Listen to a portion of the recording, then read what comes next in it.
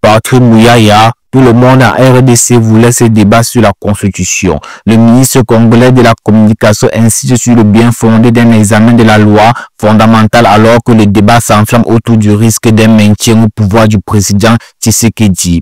Depuis qu'il a officialisé son projet de réforme de la loi fondamentale, Félix Tshisekedi entretient le flou sur ses intentions. Soupçonné par ses adversaires de vouloir briquer un troisième mandat en 2018, le chef de l'État affirme à ce stade avoir simplement invité ses compatriotes à une réflexion sincère. Sur ce texte, soucieux de ne pas avancer trop rapidement sur un sujet aussi sensible, Félix Tshisekedi promet la mise en place d'une commission chargée de plancher sur la future mouture, laissant entre-temps à ses alliés comme à ses opposants le soin de se positionner dans ce débat. Ira-t-on vers une révision ou un changement de constitution? Le ministre de la Communication et porte-parole du gouvernement, Patrick Muyaya, répond aux questions de Blaise Paparazzi.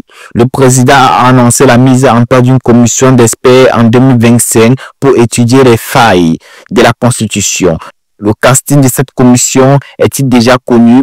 Patrick Muyaya, il doit y avoir une équipe autour du président pour travailler sur la question, mais il n'y a pas encore d'indication précise. Ce sera une commission pluridisciplinaire qui comprendra des Congolais venant de différents horizons avec différentes compétences. Le texte constitutionnel résume toute la RDC, dont la mise en place d'une commission plurielle qui associerait les politiques des deux bords, de l'opposition et de la majorité, n'est pas à exclure. C'est un texte qui appartient à tous les Congolais. Plusieurs arguments ont été avancés pour justifier une modification de la Constitution. L'article 217, le retard dans la mise en place des institutions, le mode d'élection des gouverneurs. Est-ce que vous êtes en mesure d'identifier le véritable point faible qui justifierait la réforme? Je ne veux pas m'appuyer sur un point précis. L'idée, c'est de réanimer toute la Constitution. On relit les 229 articles et on voit sa structuration et ses objectifs. Ce texte a été élaboré en 2005 dans le contexte précis d'un pays post-conflit qu'il fallait réunifier. Après 4 procédures électorales même, le contexte n'est plus le même. On a plus de belligérants comme en 2003-2006. J'ai discuté avec un professeur de droit. Il me dit que normalement, comme on a adopté le droit au radar, organisation pour l'harmonisation en Afrique du droit des affaires, les mandataires des entreprises publiques ne devraient plus être nommés par le président de la République. Mais ce n'est pas ce que stipule la Constitution. Autre argument, la RDC est entourée de 9 voisins, dont 6 parlent anglais. Est-ce que aujourd'hui le français doit rester la seule langue officielle de la RDC?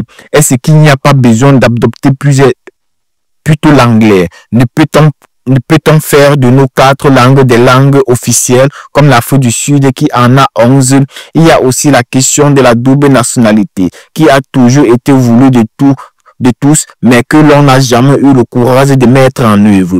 Personne ne peut refuser l'opportunité d'un débat sur la pertinence de la Constitution. On peut comprendre qu'il y a des appréhensions chez certains, c'est normal. Mais je pense que le président élu avec 70% des suffrages a la légitimité nécessaire pour amorcer ce débat. Est-ce le bon moment? Le chef de l'État, lors de son discours sur l'état de la nation le 11 décembre, a précisé son idée. L'objectif principal est de lancer une initiative visant à inviter nos compatriotes à une réflexion sincère pour bâtir un cadre institutionnel plus adapté aux réalités et aux aspirations de notre peuple. Je ne pense pas qu'il y a meilleur argument. La question qui cristallise les débats, c'est le risque d'un maintien au pouvoir de Félix Tshisekedi. Si une nouvelle constitution remettait le compteur de ses mandats à 0, partira-t-il à l'issue de son second mandat en 2028? Nous en savons tous juste l'année 2024. Le président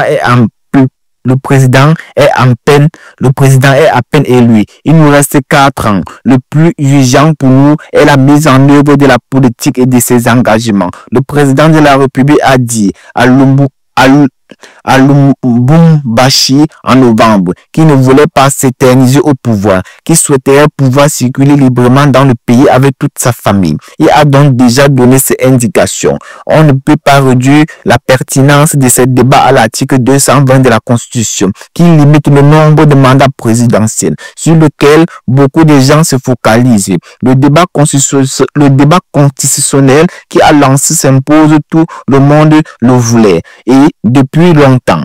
Le président est bien placé pour savoir ce que peut donner une mobilisation de l'opposition contre une réforme constitutionnelle ou un hypothétique troisième mandat. Il y a un an, nous sommes allés aux urnes.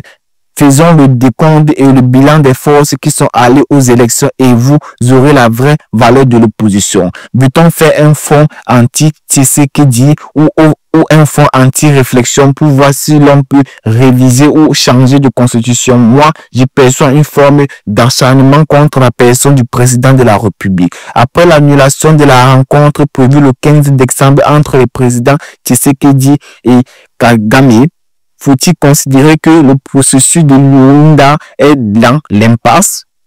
Le processus est dans l'impasse du fait de la volonté délibérée du Rwanda en refusant de participer à cette tripartite et donc l'honorer sa parole et le travail du facilitateur. Le président rwandais a démontré que c'était lui l'obstacle au retour de la paix dans l'est de la RDC. Il a fait le choix du M23 plutôt que celui de la paix et a démontré qu'il en était le géniteur et le parrain. En signant cet accord, il aurait tué sa créature, celle qui lui sert de voie de suivi à travers le pillage systématique de nos ressources. Aujourd'hui, la balle est dans le camp à la fois du facilitateur des Nations Unies, mais aussi de tous les pays qui soutiennent le processus diplomatique. Comment la RDC compte-t-elle s'y prendre pour démanteler les forces démocratiques de libération du Rwanda?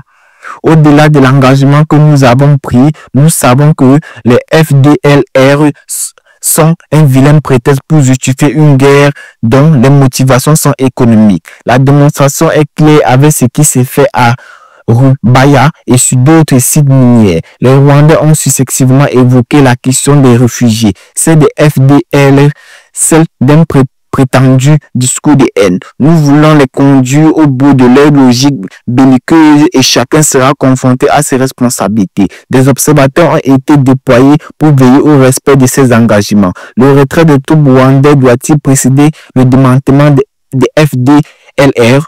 Il existe un plan opérationnel convenu par les états-majors des deux bords. Il faut laisser cette question aux techniciens. Les autorités rwandaises estiment que la résolution définitive du conflit ne peut passer que par un dialogue direct entre Kinshasa et le M23. Que répondez-vous? Pourquoi discute-t-on avec le Rwanda à Luanda s'il n'est pas lui-même parti au conflit? Pourquoi le ministre des Affaires étrangères parle-t-il des mesures défensives dans ce processus? Il ne faut pas considérer que le M23 existe dans le Rwanda. Celui-ci ne peut pas s'en dissoudre en exigeant un dialogue direct entre nos autorités et ce mouvement. Il en est le porte-parole, comme il a été avec d'autres mouvements, tels que le CNDP, Congrès national pour la défense du peuple, ou le RCD, Rassemblement congolais pour la démocratie, pro-Rwanda. Les propos du ministre congolais de la Justice, Constant Mutamba, qui a promis fin novembre une prime pour l'arrestation de Paul Kagame, ne nuisait-il pas au processus de médiation?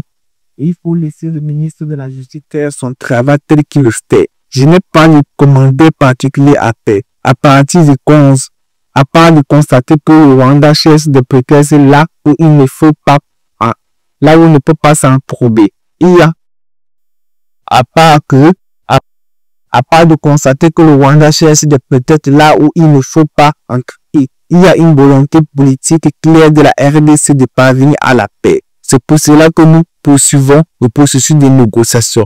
Il ne faut pas chercher à te réfugier derrière des faux fuyants alors que nous sommes en train de faire aboutir le processus de médiation.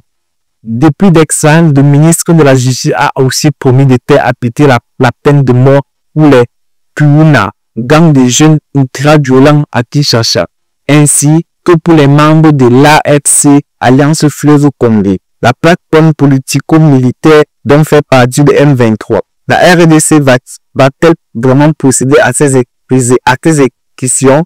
Il faut regarder le contexte dans lequel la levée du moratoire a été décidée. Nous avions une réalité de terrain qui était que des officiers pesants le jeu de l'égalité et trahissaient leur pays. Pour ce qui est du reste, il y a une procédure judiciaire qui doit suivre son cours. Et cela doit aboutir à l'exécution de la peine de mort. Il peut s'assurer que toutes les étapes du processus ont été respectées au préalable. Notre volonté est d'arriver à sanctionner ceux qui se compromettent avec les mêlés. Pour ce qui est du banditisme urbain, le président a affirmé que la loi doit être appliquée dans toute sa dimension. Il faut laisser la justice suivre son cours et voir quelle orientation cette dernière prendra. Le ministre de la Justice a été beaucoup plus affirmatif. L'application d'une telle mesure n'irait-elle pas à l'image de la RDC? Le ministre de la Justice a son style et sa manière de conduire un certain nombre de questions qui sont liées à leur contexte précis. Dans l'administration de la justice, il y a le procès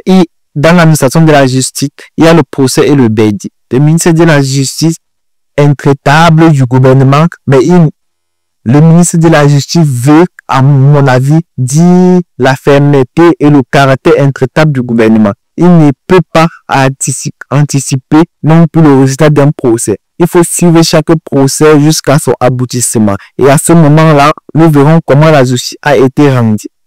Craignez-vous que les États-Unis cessent de s'investir dans le processus de Luanda avec l'arrivée au pouvoir de Donald Trump? Il a d'abord été élu pour régler les problèmes des Américains. Dans le cadre de la relation privilégiée que nous avons avec les États-Unis, nous avons continué à discuter avec la partie américaine, qui a été d'un fort soutien dans le processus de Luanda, notamment à travers sa directrice du renseignement, Avril Haines. Nous espérons que les États-Unis pèseront encore plus dans ce dossier pour que nous parvenions à la paix et que nous pourrons consolider nos rapports économiques. Le président élu Donald Trump a pris l'engagement de contribuer à mettre fin à cette guerre et nous espérons que la guerre que nous impose le Rwanda fera partie de son agenda.